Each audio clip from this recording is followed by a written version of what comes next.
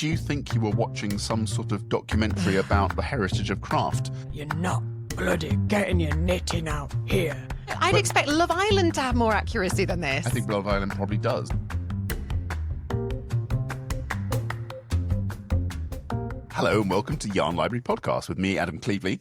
And me, Georgia Denham, at GLFL. I'll do it right. One week, I'll do it right. I promise. We're both way too high energy to be able to do this morning. Yeah. And also, you've written the agenda today. Yes, I have. It's very neat. Normally it's me. I write the agenda and then I turn over the page and forget all about it. So I was wondering. I always thought it was my fault, Adam, but maybe it's you. I'm supposed to be a professional at sticking to agendas. Or agenda. I can't remember what the plural of agenda is. I thought you paid people to do that for you at this point. It's so very true. In my completely out of touch life. Sorry, we had a complaint about that. We did. We will not get into that first because no, it's not on your agenda. No, it's not, because I wanted to save it for a separate podcast. There we go. Anyway, the last week has been quite an adventure. I've had the best. Obviously, if you're listening to this and you're watching it, you can see my energy. I definitely haven't come down yet from the most amazing 3 days. There's so much energy from Adam and from the nipple tassels on the side when I arrive, and then I walk in and there's just like a whole selection. I feel like I've travelled and yet I've not. So I wonder whether anyone won't have seen this, and I might need to explain. But rather than me just going, oh yeah, nipple tassels. So Adam. So I've been in Munich over the weekend. I was at Munich Knits. How to describe Munich Knits? Well, it's kind of a smallish yarn fair. It's not the biggest I've been to at all, but I wasn't going to Vogue this year, and I thought, I wanted to see other yarn festivals outside the UK. So I went to Munich. The yarn festival itself is just absolutely amazing, but what was incredible was the people that I met, and I just fell in with the most amazing group of people. It was just ridiculous. So there were some people that I really, really wanted to meet. Like, number one on my list is I've chatted with Zandy Peters so much, and I really wanted to meet him in real life. But the crew that he was with and the crowd that he was with was just the most fun. It turned out the Yarn Festival was opposite the biggest brothel in Munich, and so which none of. I just totally wasn't prepared for. And it is visually arresting. It is a very large red building. Anyway, this led to all sorts of banter and confusion whilst we were knitting and drinking one evening before the festival.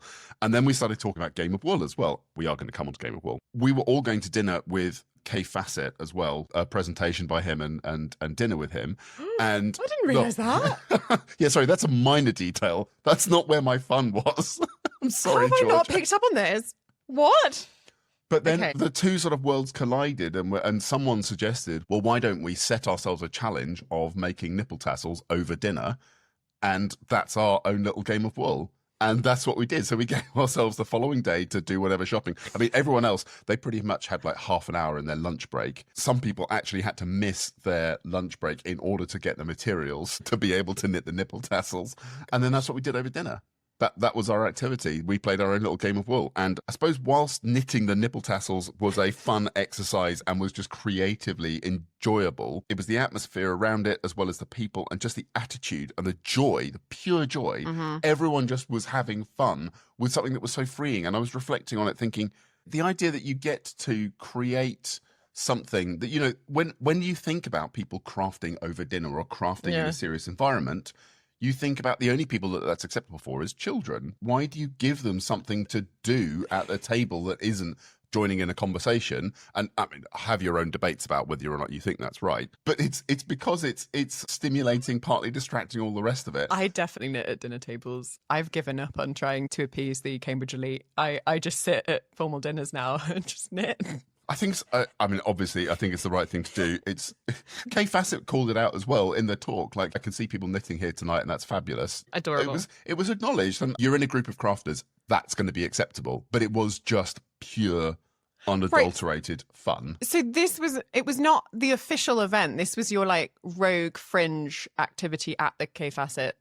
Yeah, so there might have been, I guess, 100, 150 people there in the audience. He was giving a talk. He started his talk, and because it was all about colour, he wanted to really show it. There was a huge screen. Once he got talking and once he opened up the slides, all the lights went off. I knitted for a while. I've set myself a big physical thing to do. So I had to get through it. And then I dropped a stitch. in my super fluffy one. I was like, I can't do this. And then after about 5 minutes, I looked around behind me and I could see that Zandy was still going away. I was like, I can't stop. So I was feeling for, and I did it all by touch. I picked up the stitch and I was able to keep going. Yeah. And I finished what I needed to. But yeah, there was an hour of knitting literally in pure black. One of the ladies had glow in the dark yarn as it happened. That's so good. For her project. And so she was much better off than the rest of us. Oh my goodness. Every time I drop a stitch in the dark, because I knit a lot in the cinema, concerts, all this kind of thing. I was sat at the theatre a while ago with my dad and got my knitting out, and he didn't know I knit in the theatre. And he was like, You're not bloody getting your knitting out here, are you? He's not quite as croaky as that, but he's very northern. And I said, yeah, but it's fine. I've got my protocol. It's okay. And sure enough, my dad is he's a sensitive audience member, right? I did not bother him. But the knitting in the dark, I've forgotten what the name of it is, but there's a kind of an idea from the disabled community sometimes that are hacks or things from the disabled community that actually non-disabled people could really learn from. So I remember, like, for an example, if you fill a glass of water, I remember learning a tip that actually if you put your finger over the top of the glass and you just fill until the water hits your finger, then you know you're not going to fill the glass too much. And whenever I drop stitches, I think about like that there's such a huge community of knitters who are blind or partially sighted and are so much working by touch all the time. So yeah, every time I drop a stitch, I'm like, okay, I don't need light for this. It's fine. And then I'll figure it out. And it's true. You can do it. It's absolutely true, because what I was doing, I had this pattern repeat at one point. It was knit one, then cast off 8 or 9. The fact that I get confused about it now gives you an idea of how much of a problem it was. But you lose count. Obviously, you lose count, because who can count to 9 when they're knitting? But again, it was then down to, okay, I've got to feel my way through this. And you can feel the individual stitches. If you're going to talk about having sensitive touch, something you can do. Knitting by touch and knitting by material. I'd love to talk about that in a future episode. But to be honest, I would really love to get someone to talk to us about it who, I've got friends who are in research on disability and disability history. And I would love to talk to someone who could talk about actually the really rich, amazing history around craft and making and disability. So yeah, we should talk about that in the future. Let's look at our list. Munich knits. Do you have any more to talk about Munich knits? I mean, obviously lots. I mean, I would just go on forever about Munich knits, and lots of people have commented on the post that Do I've made on you speak German? Ein bisschen. Nein. Oh my God, that was something else that happened. So I went into a class, and I really, really wanted to take a class with Melanie Berg and shawl shapes, because it's something that I really struggle with, is understanding all the different construction techniques. Yeah. I don't want to buy 100 different patterns and study them. She was giving a talk on how you create all the different shapes and so on. So I turn up to the class. I'm the last one in the door. I mean, I was on time, but everyone else was there. And she said, do you realize that this class is taught in German? And I just sort of stood there like a rabbit in the headlights for a minute and said, that's fine. I'm going to make it through. I haven't spoken German in 20 years, so it was a very difficult one. And my German was like school level German. The first terrifying thing that happened, so obviously it was very difficult for me to keep up, and I wasn't sure I was going to understand. And then what happened is we were going round the room, and everyone had to introduce themselves, say, who are you? Where do you come from? And what do you like knitting in German? And everyone else went around. I was like, right to the end. I was like, ich heiße Adam. Ich wohne in Cambridge in die Nähe von London. I was like, what can I remember? Ich bin in Berliner. Ich habe 3 Kinder. Like, I was just leaning on like what little sentences. I like going to the cinema on Thursdays. That's all that I can get into my... Everyone else has got this rich tapestry of things they're describing. But then after that, I realized what I can do is turn on Google Translate on my phone. And all of a sudden, it's bloody good. And I could understand a lot of what, plus the context and the visual aids. Obviously, she's got all of her shawls there she's talking through. It was phenomenal. And I sat through a 3-hour German lecture. Wow. I was exhausted by the end of it. Yeah. But it was fantastic. And I've come away from it. There's a design I've been working on, really been frustrated with how to create it. Melanie totally unlocked that for me. It was game-changing, so I'm super thrilled. Amazing. I saw your story on it about you using Google Translate, because half of my PhD is in a computer science department, and so I'm around people who are especially working on AI and human interaction with AI. I'm kind of aware of how powerful it's getting within the sort of common use. Useless at technical language, but it's fine because there aren't that many technical words, and so your ear picks them up or you know what they are. When she's going to be talking about making 1 or making 2, It's easy. I think I'm done with Munich knits. I say that, and For then now. you can reuse that clip against me. That's fine. So next thing, bar gate, which isn't gate, which isn't really a gate. It's bar fairy door. Okay, so for the eagle-eyed of you last week, when Adam gave his dramatic reading of a wonderful passage that was very fitting, very relevant to what we were talking about last week. There was some fruity language in the middle. The moment when I wasn't expecting you to say it, and it came out. You said the word, and Adam knew it was going to be on the podcast. It was fine. And then as a comedic lift, because it was like, Luca's mother is a and where are the pine nuts? It was just hilarious. And I thought that I would put one of our signature mehs on the edge, which I would like to take this moment to say that is an actual Shetland sheep. Of course it is. Yeah, exactly. Wouldn't expect anything else. So I was going to put the Shetland sheep on it. And then I'm afraid to say that our software let us down again, because everything was pristine, in place. And then I did also add some elevator music during the drawing section. And it didn't like that there were two clips in at the same time and bugged out and deleted the other one. It was like cat and mouse between these two clips. And I thought that I'd got it sorted, exported the audio, then was listening back with my husband because he hadn't listened to the episode yet. And then the bar didn't happen. It was like all of the excitement and stress and pressure of the last couple of weeks and editing all just fell on me in that moment. And I burst into tears. And I was like, oh my God, I've cancelled Adam. And I know that you're all going to be thinking, gosh, she's so like, this doesn't matter. But I was so sad that you did not get to hear how funny it was with the bar. And then I sent Adam a text kind of going, look, I'm really sorry. I'm not sure if we need to delete the episode or not. I need your grown-up opinion on what this situation means. And then you replied back saying, oh, I'm with Sandy Peters at the moment and we're having a very good time. I've had a lot of beers. I'll look at it in the morning, but I'm sure it's fine. You're all good. And so you really did ground me. You did ground me in that moment. The thing is, I know, and I think there are very few people that understand the stress of editing and knowing that you're putting it out to a large audience. Yeah. And it is a big audience, and it's unlimited, really. You never know how big it might get or how many people might listen to it over time. It's the permanence of it as well. It is, exactly. There's a very, very difficult thing to cope with, and my coping strategy is largely to try and forget about it. And I don't manage that all the time, but it's similar. You know, I had half an hour of footage from my mini game of wool that I did. Munich knits, back on the Munich knits. It didn't take long, did it? But that was 30 minutes of footage, and my challenge is to make 2 engaging Instagram reels from that.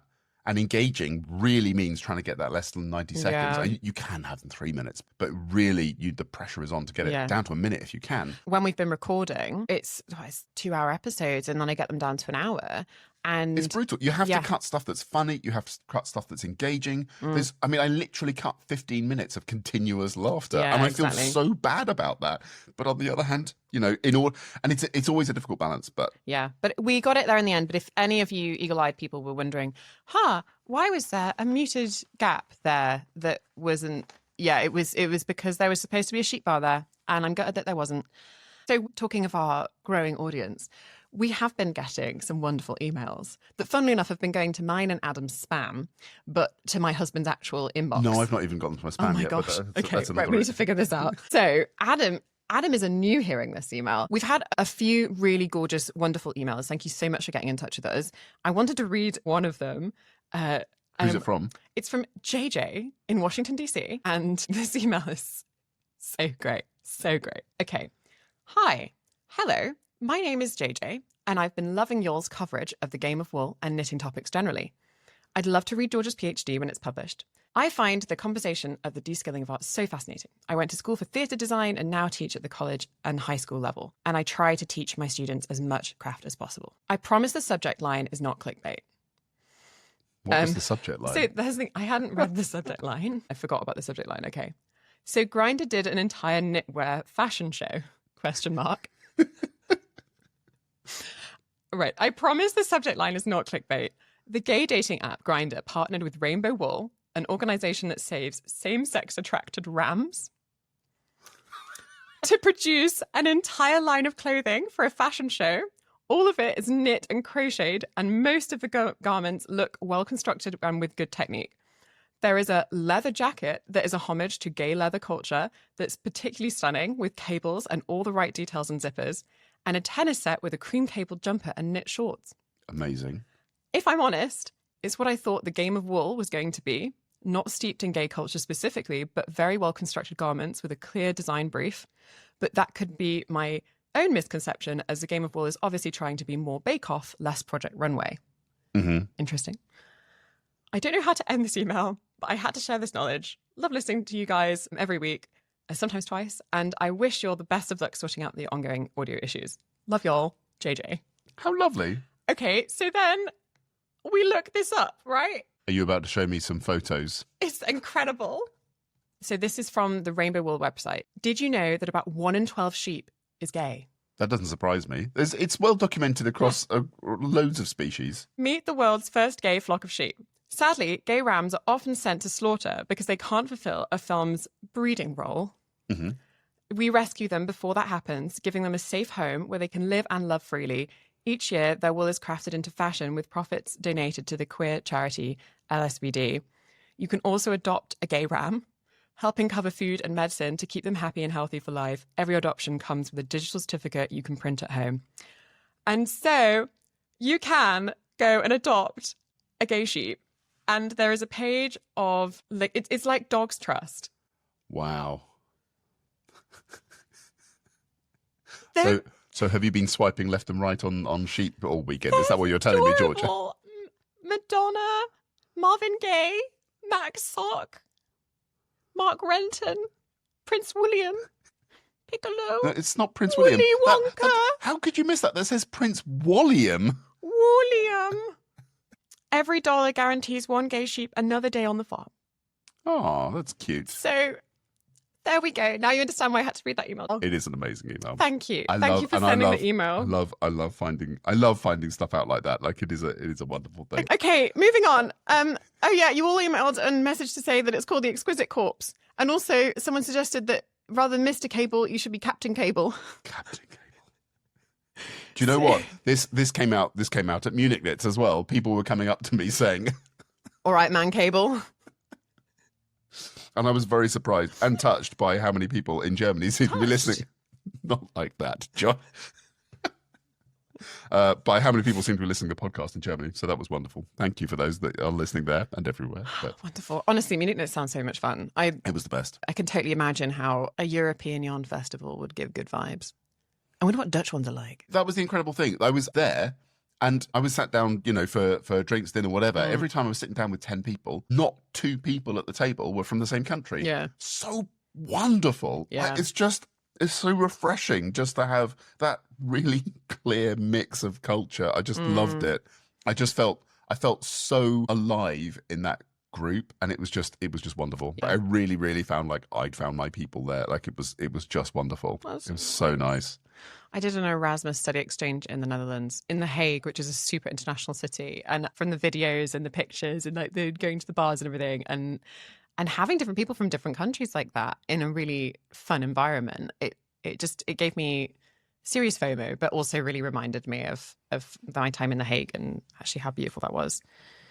Right. Should we talk about Game of Wool? Is that next on our list? Game of Wool. Game of Wool. Yes, it is. How did you like the episode? Yeah, me It's too. getting weird.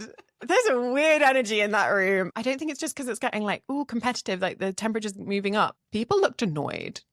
Yeah. Did you get that vibe, or was that just me? It's a very strange place. Like the one thing I really like about the show now is because there are fewer contestants on it, we've got much more time to get into what they're each doing, the mistakes they make. We've got more time to hear about the judging. We can see more detail. Like this is where the show is going to be more interesting for me, and I think for any other crafters that are interested in it. The difficulty is that we're also seeing, I don't know, the vacuum of energy and there's stuff that isn't in there. Like it feels strange. I'm getting a weird vibe off it as well. Yeah, I mean, when they stood right at the beginning and they were, so we had the judges and Tom trying to dynamically, excitedly talk about this week's task, and they were looking round at everyone in the room. No one was smiling. I think as well because it was like, yeah, we're going to do amigurumi this week. And initially I was like, amigurumi, that's crochet. But actually it is either. Amigurumi is knitting and crochet. I Googled this. But obviously people associate it with crochet. And yet again, also exactly what you said last week, in anticipation, the small circumference items and things, it does lend itself to doing it as a crochet project. And I feel like watching that room, I wondered if the weird energy vibe was people just being like, yeah, great, we've got another crochet week on this knitting show. I mean, maybe people were just tired and maybe I'm reading into it and I don't want to project too much and say, this is what's happening, that, you know, I don't know what's in their minds and what they're thinking. They looked not like, yay, another week on the Game of Wool. There was definitely a tiredness to some of the contestants. And also the thing that really got my heckles up first in the show was that when they started describing that first task, the previous week they'd announced this is what's coming up next week. The contestants have to knit their knitted food. And that's, you know, we talked about that last week. I called it. And then I just couldn't believe it. I assumed that was going to be the challenge, knitting on small radius stuff. And then as soon as they get into it, they say you can knit or crochet. Obviously, I don't have a problem with that. But that was totally, again, just calling crochet a kind of knitting. Now, this was an interesting experience for me, actually, at Munich Knits. Did I mention I went to Munich Knits? And one of the amazing things there was that when I talked to people about that at an international level, internationally, that seems to have less of a problem because in other cultures and in other languages, the world of knitting and crochet can be grouped by a single word in some other languages. And it isn't internationally, it's not such a rare thing that crochet is a kind of, if you like, there's an umbrella term of fiber art or a fiber art with a stick. And it's either one stick or two sticks. Well, it goes back to the historical thing as well. When a couple of weeks ago I talked about the paper about crochet history, I can link it again, that talked about historically going back like 19th century and before. Again, didn't read the whole article, just the abstract. But it was saying that actually the distinction would be made by talking about one or two sticks. Yeah, and fair enough. If you want to just say it's absolutely fine, it's fine. Do you know what? It makes me cross, and I'm irritated by it. So that's that.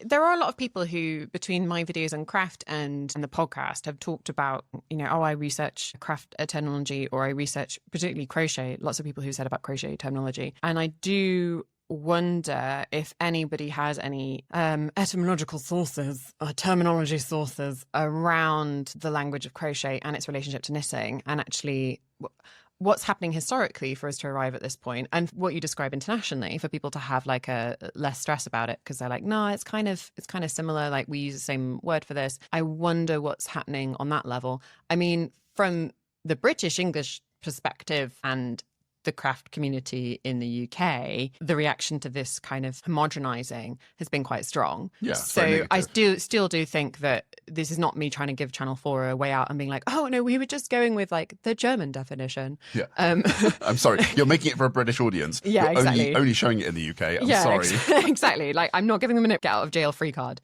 but I wonder if there's some interesting stuff there that we could dive into. Yeah, weird vibes this week. It was a strange vibe. It's a great exercise to do. But again, I felt immediately from the off, they gave the clue as to who was going to be out. Like I knew that within the first. But I felt like I kind of knew it already just going in. Even before going through into the episode, I feel like the skills from the previous weeks were pointing to the eventuality. Absolutely.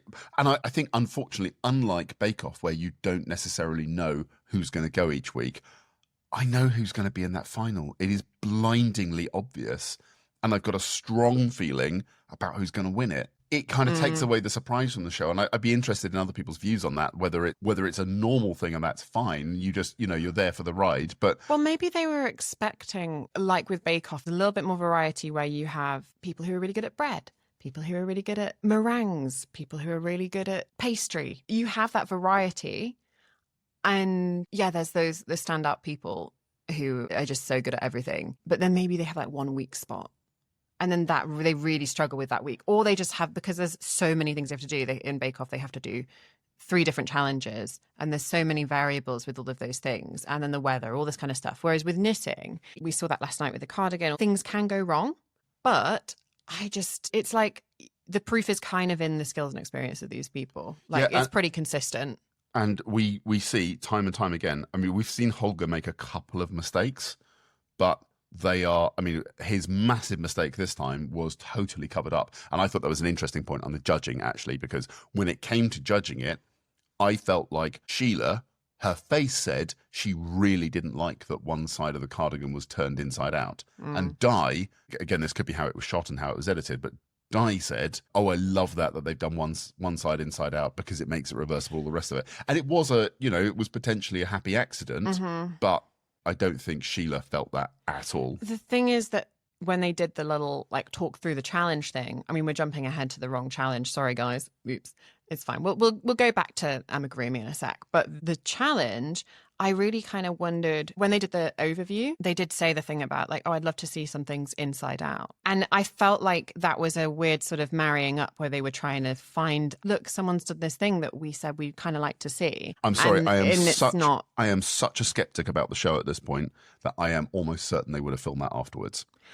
I did wonder. I feel like you're being led down a garden path so clearly through the show that I can't get past that. Interesting. I mean, I wondered if it was, I didn't necessarily think that they'd filmed it beforehand, because I do think it is a valid thing to say. If you saw that without knowing what was happening about the inside out thing later on, it did make me think oh yeah, okay, yeah, some stitch patterns do look quite nice inside out, and you could have that, and then you'd have to have really good seams so to make sure that they did the Kitchener stitch right up the cardigan pieces.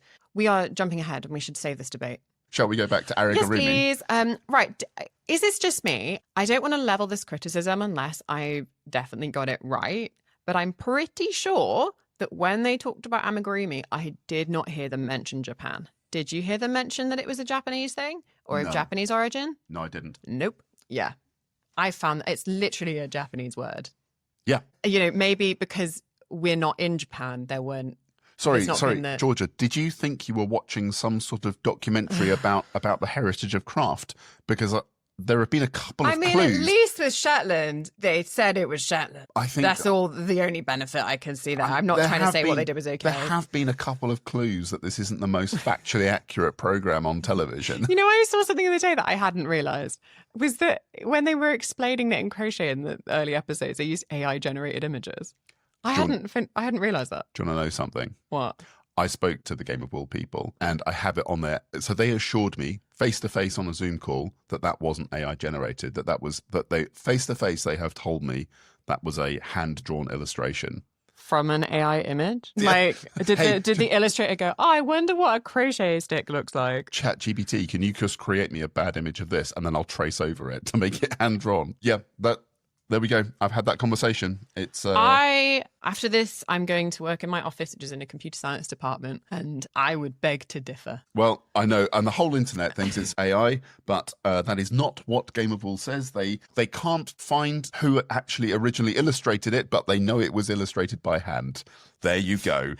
Okay, well... Again, it doesn't take a lot of research. And It really doesn't take a lot of research, not least because this is a hilarious thing well, it's not hilarious, it's really bloody annoying, but it's a thing within the knitting community where we get this example levelled so much. How is a knitting programme put that on that material? That's ridiculous. It's not a knitting programme. I mean, to stand up for them, it is so far from a documentary. It is just an entertainment show. It doesn't matter. I'd expect Love Island to have more accuracy than this. I think Love Island probably does. Yeah. I don't know how far this extends because I grew up thinking that television was a source of truth. And well, because I grew up, and whatever you want to say about BBC laughing. And whatever else. I'm laughing because it's true. But you expect when you're watching a programme. Well, no, right. It's not a fictional programme. It is, that's the thing, is it might be entertainment, but entertainment does not mean that in those little segments of we're going to provide you information. I completely agree. I grew up watching David Attenborough and BBC programmes and those things, you assume credibility. They take on credibility. And the medium of television takes on the credibility by association with that. And I understand that the internet is a place where half of everything that is presented as fact is wrong and you need to do your own research if you're going to quote stuff. But the problem for me is that this is a television programme on a big mainstream channel. Yeah, absolutely. Right, should we talk about some knitted food now? So, I have to take this as entertainment because otherwise... Knitted or crocheted food? Knitted or crocheted, arigurumi without eyes. I mean, that would have been a useful thing to explain as well, why it wasn't friendly arigurumi. Anyway, shall we stop getting so wound up? I feel like I'm getting too cross at this point. Okay. Georgia, at this point, I feel like I need to explain. I want to add our usual little advert in the middle. And what I want to tell all of our listeners is that you and I are just dealing with pure rage at this point. I want to explain exactly why, because our podcast provider, which is riverside.fm, has totally fallen over on us mid-recording. I know that I've got a perfect connection to the internet, and the studio has literally crashed mid-recording for us. I want to make sure if you're ever thinking of setting up a podcast, I never, ever, ever would recommend riverside.fm to anyone, not my worst enemy. This has been a pure nightmare and is so stressful. I feel like crying. And I just want to make sure that no one else ever uses this technology. So there's a kind of an understanding that I've developed the more time that I've been around computer scientists. A big part of my work is an area of research called human-computer interaction. Part of that is about user experience, and they shorten it down to UX. Dima and I have this funny running joke, oh, it's bad UX. And I used to think, before meeting Dima and before being around all these computer scientists, that when computers didn't work or some software was really bugging out or not working, I would blame myself.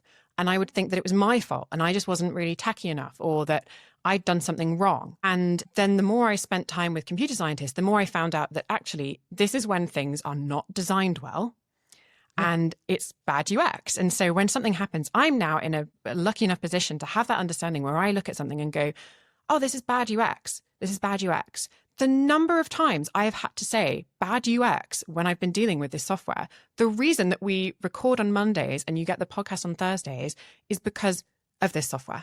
You're probably sitting there listening and thinking, why on earth are you still on it? I will explain that it is too stressful and difficult for us to change and shift all of the podcast streams over on top of the mountain of work that it takes to actually do this in the first place. Yeah. So it is absolutely our intention. No, Riverside haven't offered any money off. We are just going to have to jump ship, but it will come after we finish this series. Yeah. You know, this week, my backup recording stuff was at my office. So there's a possibility that you might be hearing the first half of this podcast via an awful phone recording. Apologies for that. And I mean, this is going to be the most enormous audio shock for people to Have you got gone any through. sugar? Yeah. Can I just have some sugar? So I just need to We'll do jump it. up and down instead of cry. So cross. So cross. Oh, I love a German biscuit. I know that on some level it's not healthy to regulate yourself with sugar, but I do. It's not the way I've always been. I had a very difficult relationship with food for a long time. I thankfully developed a different one, which allows me to go, I need a biscuit right now. It's so crumbly. Right, I'm just going to do the talking because Georgia's stuffing her face full of sugar at this point. So I'm sorry. You might get some crumbles. If anyone's got that thing where they don't like eating, I'm sorry. you'll get some extra ASMR of Georgia having a crunchy Leberkuchen. Well, the sugar at least is crunchy on cover top. the microphone. Right, so I'm going to tell you what I thought of the. I'm going to tell you what I thought about the arigurumi foods that everyone made. Basically, I thought everyone did a good job. It was blindingly obvious to me that Tracy wasn't going to come through in this. She's been trailed as an expert crocheter, and then they talked about texture, and then as soon as she said she was going to do everything in double crochet, for the US, that means a single crochet stitch. And then what she did just made a very bland-looking bowl of food as a result. Sorry to interrupt, but they explicitly asked her, is everything going to be scaled? And she went, yes. And they're like, that pasta to me doesn't look very scaled. Oh, I suppose, well, maybe it's a bit bigger. They then held up a butterfly of pasta, which was maybe 10 times the size of a normal farfalle that you'd have. Sorry, take over. I'm going to take another bite. So for me, it didn't get talked about in this way, but there is a concept when you look at visual images, and to some way it's an artistic concept, of fractals. Fractal is a mathematical shape, or it's a graph, technically, where as you scale up the image, the pattern repeats and repeats and repeats infinitely.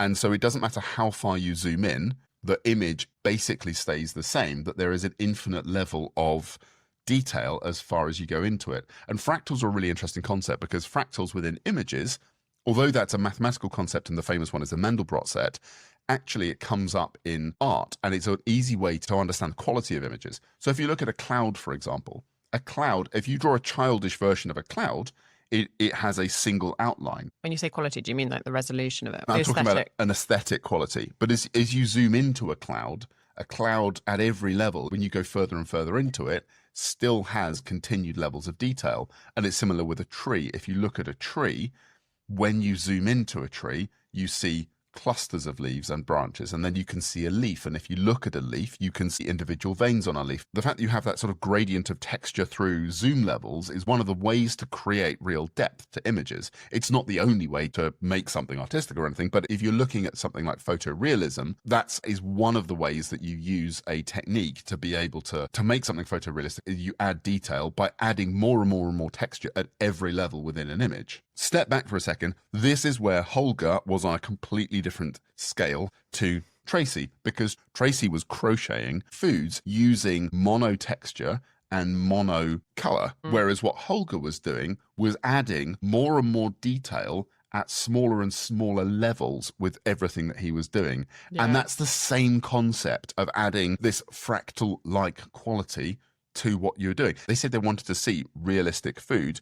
The way that you make that realistic is by adding the layers of detail so that as you sort of zoom in and you get closer to something, you get to see more and more. That's what makes it realistic. And I think that's why Holger's was on another level. And that's why Tracy's wasn't, because it had these mono themes within it. It was monotextural, mono colors, and that's why it didn't sing in the same way. I want to shout out to Simon as well, because I absolutely loved Simon's bacon. I thought it that was amazing. And I don't even eat bacon. And it was really refreshing as well to hear him talk about, he said, winging it sounds derogatory. I'm glad he said this. But freeform adds difference. And that was really critical. And that's what made his bacon. It was perfect because he added all of that color and texture just as he was feeling it. And it gave it the organic nature of food as well, the way he constructed it, in a totally different way to Isaac, who did knit his bacon very, very flat. And it didn't look like bacon in the way that Simon's did. I did not expect when we started this podcast that I would be Googling bacon, the Battle of the Bacons. I was thinking, okay, well, we know that Isaac has that sort of leniency towards America and he's studied out there. And I was like, yeah, that is more of an American, like rasher style of bacon. And then I was thinking about how pink it was. It was uncooked bacon. It was uncooked bacon. Maybe I was just looking too far because I wanted to give Isaac a way out. But I was thinking it wasn't that bad. And to be fair, I did find some pink looking bacon that was cooked, but was an American style bacon that did look more pink. I feel like there is sometimes with these tasks, there's a little bit of ambiguity in terms of actually what they're looking for when they say realistic. In previous weeks, maybe the feedback hadn't been so pointed. Maybe they thought that they could get away with like a cartoony style thing and that would be okay because that's kind of in the style of amigurumi. Magnets though, Isaac did have the magnets. I thought that was very cool. There was a very satisfying break apart. That was lovely. That was an extra thing that he added in, but then you don't know how that weighs on the judging. And it's really difficult that they don't really talk enough about the judging criteria, I feel like. Yeah, and that's what I mean. And it's difficult to know because they see something that, you know, you look at Isaac's and you think, okay, it wasn't up there in some ways, but on the other hand, you did this extra thing like adding magnets and you could have a bagel that came in half. And that's a cool thing, and therefore we like it. And the top of the bread did look very good. Yeah, that you don't get seeds evenly over every bagel. No, it was like a seeded, oated top, and he basically just hadn't fully finished both sides of it. Yeah, so the fact that they made such a laborious point over like, well, he doesn't finish things, I did think that was a bit far. I want to call out Lydia because I think she did the cleverest of all of them in terms of making something, because you've understood that there is a timed task and you are going to potentially run out of time. How do you manage that? And what she did was she constructed her pies first and then she constructed her mash. What she left at the end was individually crocheting peas. So she knew that she could make most of her stuff, and then whatever else she did, she was crocheting peas, and it didn't matter if she had 10 peas or 100 peas. But it was very self-aware. It was very, very intelligently done to like just manage and make sure that. But everyone finished that first task. You know, there were apart from Isaac with his seeds on his bagel. The thing that I really liked when Diane Sheila questioned Lydia about the mash and we'd like to see more detail in the mash and maybe a different kind of texture, and she was going to brush it, brushing becoming very popular since Ailsa's graffiti. With the pie and mash thing, I like the self-awareness where she said this was the best way I could create mash. And I did appreciate that sort of like self-awareness, because I think sometimes when this feedback is delivered partway through, or Tom comes and says like, are you sure that that's going to be detailed enough for them, or something along those lines, it does throw people off.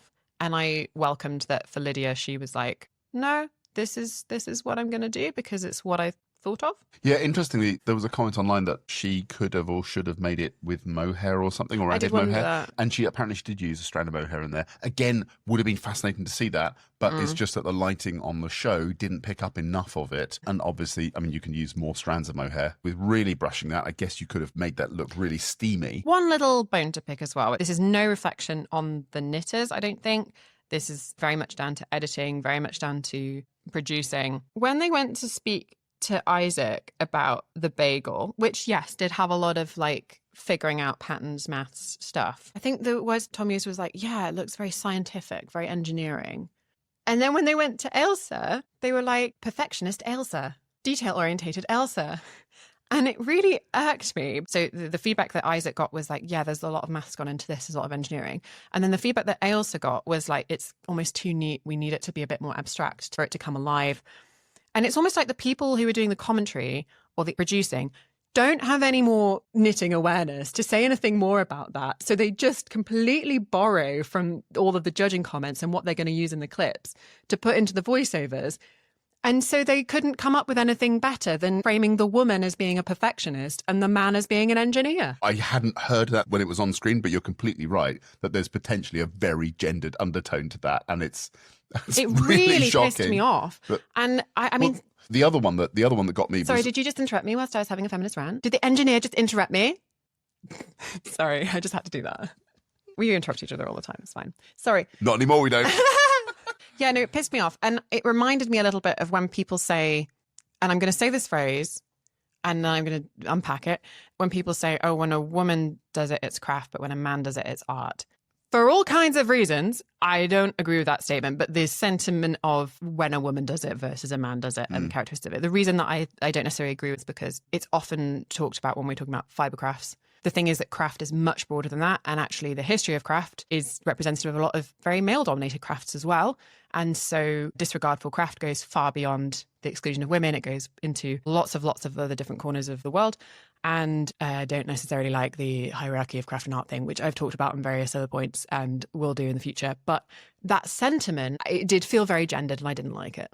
Yeah, I mean, also they described Simons as engineered. Yes. Again, and that was totally a gendered term because they didn't use that to describe any of how the women had constructed stuff. So, yeah, I completely agree with that. But also, the men are on that show as numbers. We all know that if you go out into any kind of maker community in the fibre arts, you won't find that concentration of men that we're seeing on the show. Like, it's not realistic, but they are there to show and tell a story. Again, it's unfortunate that one of the stories they seem to want to tell is about gender, but in the wrong way. And I just want to emphasise to Isaac, Simon and Holger, that's not to say that you're any part of that at all. Getting the vibes from the three of you, that's not something that you would have wanted at all.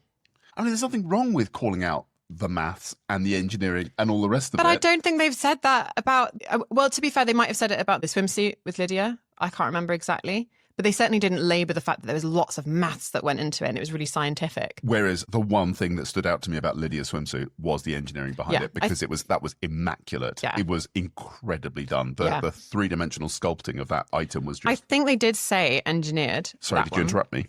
Yeah, I know. I'm allowed to.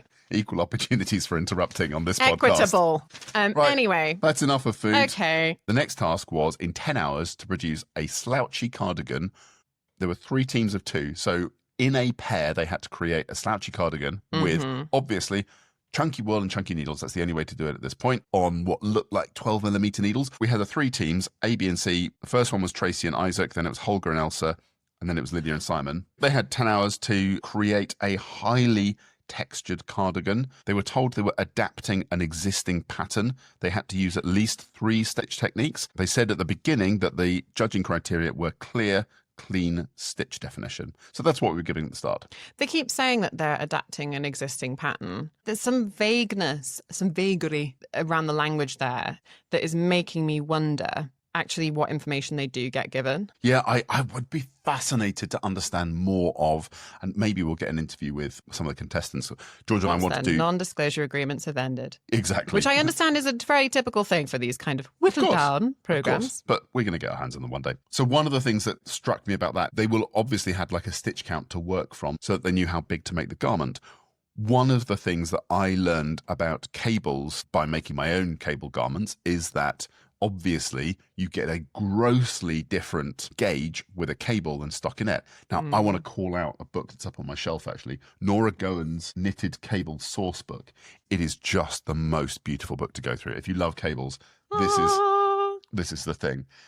But within it, one of the wonderful things that she has is she uses this SSE, stockinette stitch equivalent, or stocking stitch equivalent. Oh. So when she's got a cable which sits across 70 or 80 stitches, it might have a stockinette stitch equivalent of 50. So you know, without swatching, if you're going to not swatch, and let's not talk about that, but you know that there's a very different gauge from something. And I feel like, you know, that's somewhere where Simon and Lydia came unstuck, is that theirs pinched too much around the arm because they probably hadn't adjusted their stitch count for the fact that these cables are going to suck up and draw in the material so much and turn a slouchy cardigan into a well-fitted cardigan. Yeah, they were kind of checking around it a bit, but not quite enough to... I love the cardigan that they made. I also enjoyed the banter between the groups and the fact that Simon was going on a little sort of recce to suss it out and then delivered it back. What's the crack? Lydia called it. So that was funny. But I think even in the nature of the division of the groups, it didn't really feel like a wild card of like, oh, who's going home? It felt like a bit of a setup so that somebody was going to go home. You think the groups were selected to make it easy to pick who was going to go home? Yeah. Well, it felt a bit not quite fair. The writing was on the wall as soon as they said the group names. The three strongest knitters and crocheters within the group are Holger, Elsa, and Lydia. I don't think there's any debate about that. Those, you know, if you had to pick three finalists, it's going to be those But Simon, three. your bacon was excellent. But yeah, Simon loved your bacon. But I think those are the three strongest, that they have the most experience, best attention to detail, all the rest of it. Those are the three clear winners. I mean, yeah. And we know that Simon can go. He's made some really beautiful stuff. Also, Isaac's really great. I just feel like Isaac got a raw deal. Because I still feel like Isaac could not even surprise us. He has continued to surprise us. And I almost feel like the editing is sometimes a little bit negative towards Isaac. Yeah, you say, yeah. I mean, Isaac came up with a nice idea. And on the back of the cardigan, what he did was he used knit and purl texture to create a picture of a smiley face. And it's a cute thing to do. It's also very much his generation. Sorry, I'm interrupting you.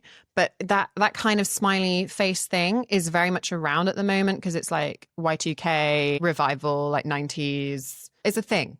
But the problem is that it wasn't texture. I mean, it was using a very, very small amount of texture to create a picture, and it wasn't what the judges asked for. And I would also say that if you wanted to do that and make it more dramatic, you absolutely can, because you could have done that picture with texture. You could have outlined it with a cable, for example. You could have included moss stitch or, you know, other more textured stitches to make it a more dramatic picture. But it was just simply knit and purl. Does this come down to as well, though, the guidance that they had? Yes, it's Texture Week, but I feel like we found out from the little judges and Tom having a chat that they wanted loads and loads of texture. But how much was that communicated to the people? Yeah, absolutely. You know? Yeah, it was like they wanted to see these different techniques, but then they didn't get them. So Elsa and Holger, really cool construction idea that made a lot of sense. That wasn't like, oh, I've got to do all these different pieces. It did make a lot of sense. Obviously, we had a bit of a mixeroo there. Which, to be fair, I mean, Lydia expressed her feelings afterwards, but didn't necessarily agree with them winning. And I do understand that because they did so on Inside Out. But at that point, the judges did not know if it was intentional or not. Yeah, exactly. But I think, you know, you saw Sheila's face there, and Sheila looked like she really, really didn't like it. And Di was just all enthusiastic about it. Because they said that thing before. And I think they were looking and hoping for it to be a design feature. And to be fair, if their seaming had not been as exquisite as it was, then they would know. Yeah. And they didn't. Yeah, absolutely. They'd done Kitchener Stitch, and I feel like Kitchener Stitch is not understood well enough, and I wish more people would understand Kitchener Stitch and use it, because it is totally seamless joining for knitting. And it means that there is literally no way of seeing where the join is. It is totally seamless. You literally create a line of knitting in between two other lines of knitting. A couple of weeks ago, we saw a little 3-minute or 3-second tutorial on what a treble was and the difference in elasticity between a treble and a double. I feel like that would have been a beautiful moment to showcase Kitchener. It's such a simple technique, but it is transformative in terms of how you can join knitting together. When I knit jumpers bottom up, which is a technique that I'm enjoying and leaning into more, I love it when you get to the shoulders and then you can kitchen them together and there's literally just no evidence of it. Having this conversation is making me it's reminding me earlier. I'm almost finished with this new vest that is my nice little fun chunky knit. You promised us you'd finish it by this week. I doesn't have the ribbing on it, but it's like I need to do the neck and the sleeve. Sadly, it's not finished yet. But when we opened my laptop, the video that was open from last night on YouTube was a 3-needle bind-off tutorial. In my defense, I know how to do a 3-needle bind-off. What happened was I have not done it for a long time. And so my brain was switching between mostly do Kitchener stitch because I really enjoy that, or do a blanket stitch, or do an Italian bind off, stretchy bind off. And all of them were racing around my head and I couldn't remember, wait, which one's the one with the 3-needle? And then I looked at it and went, oh, that's fine. But I think that's something that we all do. Certainly, Kitchener stitch. People look it up all the time just to double check. Oh, which one is the first? Oh, yeah, it's that way. Exactly. And it's like when you say make one right and make one left, how many people get confused between that and have to look it up every time? Like if you've not done it in your previous knit, if you're not a truly expert knitter, every time I go to make one right, make one left, I have to look it up and make a little note in my book and then it's done. So judging wise, Simon and Lydia, they really liked the cardigan. They mentioned the sleeves were maybe a little bit too tight. Yeah, they got the tape measures out and they were too tight. Yeah, they also said that the eyelet pattern around the base had ballooned the fabric out as well. Interesting. That it was a great spot, I felt like. We are definitely getting a raised judging thing, which is why I think that if that seaming down the middle of the cardigan had not been so perfect with the Kitchener stitch, they absolutely would have gone to town on that. But it was convincing enough with it being inside out. That it was intentional. Yeah. Yeah. But I love that we're getting more judging. It's fantastic to see that insight. I assume they did that level of judging all the way through the competition. It's just that there's no time for it in the edit. And the other thing that I would say, they asked Lydia about, have you seen what the others are doing? And she said, I don't want to look at the others. If I look at the others, I will catastrophize. And I really felt for that. Like it is difficult. And I've knitted under, as you know, time conditions and with other people. And it is a big deal not to get freaked out. And I know there are loads of people that hate the idea of competitive knitting. You don't have to competitive knit. It's a thing. Like if you want to do it, do it. And if you don't, you don't. That's the whole point of this craft. For the people that are doing it, there is a mentality towards it. You've got to lock in on, I am focused on my thing. I'm not going to be bothered by what other people do. You just have to sit there and do it. And I had a lot of respect for her. And then it was fun that Simon went and had that moment with Holger. Holger says, get your fat ass off my wool. That's charming Holger as always. But yeah, I really felt for Lydia. That was a nice moment. It was nice. I agree. Yeah, I like that the proximity of everyone, the more time they've been spending together, there is some more fun banter. Like I think people are gelling. And I almost wonder if the weird vibe that we got when all of them were just at the beginning of the episode, I wonder what their group chat was like in the week. They were just like, another crochet challenge? We didn't sign up for this. Oh gosh, to be a fly on the wall. So big knitter, or we had a wonderful email that suggested, this is my new fave, Woolly Mammoth. I think that's a fantastic name, Woolly Mammoth. And I'm really sorry, I didn't check who had emailed us about this. Woolly Mammoth. Yes, our Woolly Mammoth of the week was Simon. And to be honest, not Simon, that's the problem. It was Holger. I know Holger's was great, but I did think that Simon could... Well, I thought they wanted to give it to Simon because they put that clip in at the beginning of him saying, I've not been big knitter yet and I want one of those badges. And they seem to make that as a story, but presumably because they knew that it was going to Holger in the end. And that's why they made it. Could have been his chance with that bacon. In terms of quality, like I think the bowl of noodles had it over the bacon. I mean, yeah, I suppose. It was pretty good. And then our cast off, we kind of knew it was coming. Tracy was our cast off. When Tracy was doing her little post Challenge 1 interview, there was a moment where she said, I take the comment that it's a big bowl of mess, but that's what a bowl of seafood pasta is. And I was thinking of your cousin, and you had that thing last week. I'm pretty sure your cousin would probably not think that a seafood pasta just had to be a big bowl of mess. No, I stand up for Jake. He's a professional cook for decades now. He can be a really difficult person to cook for, an intimidating person to go and cook for. And he says, I always love food that's made for me because it's made with love, and that's all that matters. If Jake was here, he'd say, like, I don't care if it's messy. If it's food and it's made with care and love, that's what he'd want. Fair. In terms of fit for purpose, Tracy's bowl of pasta, of seafood pasta, was a brilliant thing.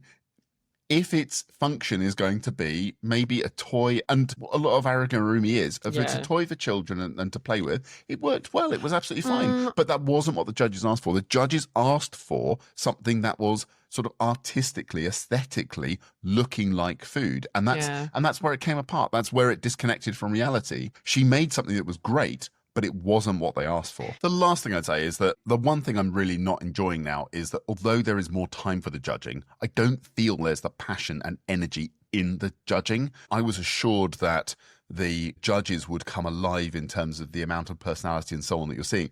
And I'm not feeling it. Like, Tom has this level of energy and bounciness on screen, and I love that. I don't love everything about what he says and what he does, but I do love the energy he brings to the show, and I appreciate that. I don't feel like I'm getting dynamism from the judges, and I feel that's a shame. I don't know. I like the judges. At this point, my distrust is much more with the editing than with anything else. And if they are judging for hours, if that's what we've heard is happening, and these are the bits that they are going with to create their narrative arc where they pick these weird criticisms, because we know that Isaac's done bacon and we know that Simon's done bacon. So we're going to leverage that criticism and really say, this bacon, too simplistic, too flat, like not accurate. Then you're going to cut between Isaac and Simon and their faces when you see Isaac's disappointment when Simon got the bacon right and he realizes what I was going for didn't tick their boxes this time on this specific occasion. Yeah.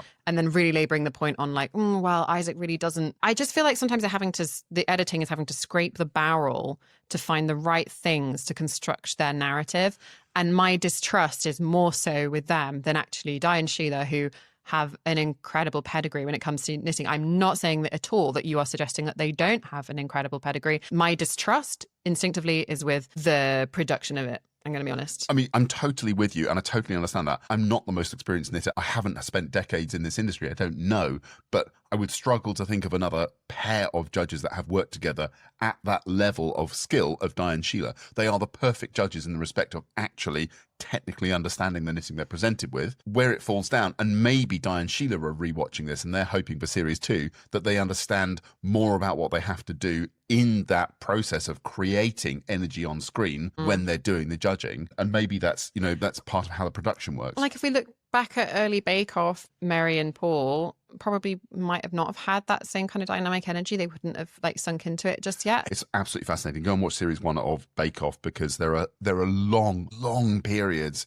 of literally no voiceover, and it's just music, and it's just like watching people baking, and it's a really, really different show. Interesting. So like shows do grow over time, and we're all hopeful that this continues to grow. Well, that's the thing. Do you still think we're going to have a series 2? I don't know at this point. I don't know. It's weird. I wonder, it goes back to what you said last week about your mum and your mum not being a crafter but really enjoying the show. And I do wonder if non-crafters will be really enjoying the show. Yeah, if it makes it more approachable. And, the other great thing is that we hear that people are engaging with the craft and saying, I want to learn to knit because I've seen it on Game of Wool or whatever, or learn to crochet or whatever. And that's a wonderful thing. We all want to celebrate that. So yeah, next week, I can't remember what's next week. You're going to have to tell me again. Next week, we're going to see knitted jewellery and a lace light shade. So I'm really excited about that. But you are pulling some faces, Georgia. So. Okay, again, it comes back around to weird distrust of things. I'm just really hoping that it's going to be lace knitting and not actual lace making. Can you imagine? Or tatting. I'm wondering if it is lace knitting, if they're going to make it very clear lace knitting is not lace making. I just wonder if they're just going to not talk about that, or if they're going to AI generate some image or show pictures of lace rather than lace knitting, or if it's going to be actual lace. I think we can almost guarantee at this point it is not going to be an accurate representation of whatever craft they're going to portray. The question is it going to be fun? I love knitting lace. I mean, obviously the thing they can't do is blocking, and lace needs blocking. But I think they've done a clever trick there, because it looks like they're creating lace panels for a light shade. And the brilliant thing about that is you're going to then stretch it over a canvas or stretch it around a frame, which is going to do the effect of blocking for you. And then sit in the dark, yeah. So that's a wonderful way to do that. Knitted jewellery, I'm also super excited by. It's something I've come across recently. Knitting and crochet jewellery is just absolutely beautiful. I love it. You know, Simon, though, this is the other fear thing, that he said something about like, oh, I'm doing some Viking knitting. Yeah. And I was like, which other craft are we talking about here? Careful what you're saying about Viking knitting. Yeah, exactly. Are we talking about knot binding? Are we talking about something else? That's my main thing right now, is just like how much misinformation is going out, which is not what I expected with this show. When it started, I was thinking, obviously, they're going to do their due diligence. But apparently, no. Well, so who knows? Who knows what's going to happen? I hope people don't go off Simon. He's using that no. in a metaphorical sense. I'm not saying Simon, and I'm sure he probably, the little clip that they take, this is not a thing on Simon. What I'm saying is, like, I'm wondering what the context of that is going to be next week. Do you know what I mean? Yeah, absolutely. And even if he does just say that in passing, my belief is really that actually there was all this other bit before where Simon was going, oh yeah, it's actually called knot binding, but sometimes people call it Viking knitting, and then they just take the that's the kind of thing that's what they do in the edit. Oh no, let's just not talk about knot binding. Like, that's too complicated. Like, no, you don't need to know about that. That's where my jading is right now. You're very jaded today. I'm super jaded today, not least because the podcast broke halfway through and my Liebkuchen worked for a little bit, but I don't know. That's the problem with sugar. Once you start, you can't stop. I got lots of questions in Germany about the t-shirts that I wear. They are all available on my T-Mill site if you're looking for Christmas gifts to give to someone or give to yourself. To knit or not to knit is never the question. I just realised it's the Hamlet skull. Yeah. That's from that's literally made from that reel. So yeah, if you want them, then you find them through my Instagram. They're on my T-Mill site. You can buy them anywhere over the world. I don't have merch. Not yet. No, we'll get some. Not yet. Cable man. It's on my list. It's on my list to make us some merch. Captain Cable. I had another specific request at the weekend from one of my fellow makers of nipple tassels, who wanted a t-shirt with a slogan, which I think is magnificent, about not counting your stitches and your number of drinks at the same time, and how that can go wrong. I think there's a lovely vibe there. There's a lovely vibe. Yeah, if there are any particular standout quotes that you'd like to see on a t-shirt or a mug, you can email us at podcast@yarnlibrary.co.uk. Wasn't it .com? Nah. .com was taken. That's right. Anyway, it's been a blast. It has been. We'll speak to you next week. I'm trying to find something witty to end with, but my frustration is still like, Cut. You've been listening to Yarn Library Podcast with Adam Cleveley at Cleveley Knits and me, Georgia Denham at Tulip If you enjoyed this podcast, please like, share and subscribe. And if you didn't,